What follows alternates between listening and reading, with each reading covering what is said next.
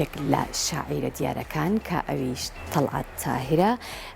لە ڕۆژی شەممە 11 2021 کۆڕێکی شعری لە شاری هەولێر سازەکە بگومان کەم تا دوور زۆر بمان ئاگاداری شعرەکانی تەڵعات تاهرین کە یەکێکە لەو شاعیرانەی کە هەمیشە هەوڵەدات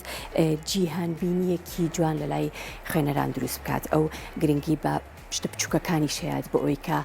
دەرگایەک واڵا بکە بۆ خوێنەر بۆ ئەوی کە دنیابینی خۆی لە ناو شعرەکانیە وێنا بکە بگومان تەڵعات تاهیر یەکێکە لەو شاعیرانەی کە جگە لەوەی کە شاعیرێکی سەرکەوتۆ و زۆر کات یاخۆت لە ماوەیەکی نزیکە جارجار بڵاوکراوی ئەبێ یاخود بەرهەمی نوێ یاخود کتێبی نوێی ئەبێ یاخود بە کۆمەڵێک شعر بەڵام لە تۆڕە کۆمەڵایەتیەکانیشدا زۆر چالاکە بۆیە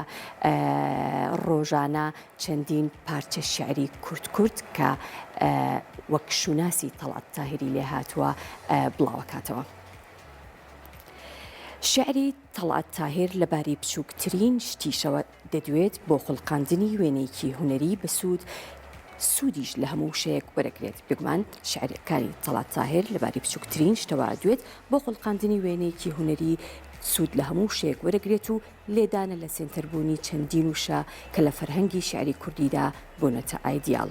لە شعرەکانی تەڵعاتدا هەمیشە دەرگا بۆ خوێنەر واڵایە کە هۆشیاری خۆی کەرەستەکانی ڕاوەکردن بخاتە گەڕ و دەرفەت دەدرێتە خوێنەر بۆ بنیاتنانی جیهانبینیەکی جوان ناسانە. تەڵعات تاهیر ڕۆژی شەممە 11 2021 کۆڕێکی شعری لە شاری هەولێر سازەکات لە باخچەی زانکۆی جیهان.